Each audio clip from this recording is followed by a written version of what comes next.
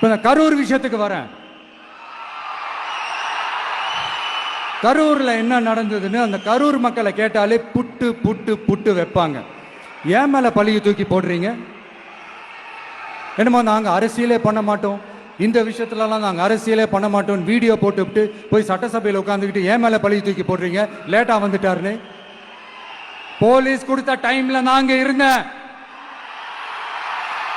நாமக்கல்ல இருந்து கரூர் வர வழியில இருந்த மக்கள் எல்லாரையும் நான் என்ன அம்போன்னு விட்டுட்டு வர சொல்றீங்களா? நாமக்கல்ல இருந்து கரூருக்கு நான் எப்படி வந்தேன், எவ்வளவு நேரத்துல வந்தேன், உலகமே லைவ்ல பாத்துக்கிட்டு இருந்தது. வாய் கூசாம ஏன் மேல பழி தூக்கி போடுறீங்க? ஒரு மனசாட்சின்றது வேணாம்? சரி, நீங்க தான் எதுவுமே பண்ணல சார். அப்புறம் ஏன் சார் 20 வருஷமா கரூர்ல மட்டுமே, கரூர் பகுதியில் மட்டுமே போட்டி போட்ட உங்களுடைய ஒரு அடிமைய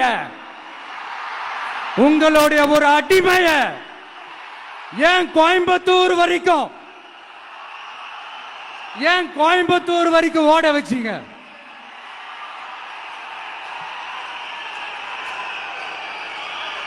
அதனால மக்களே,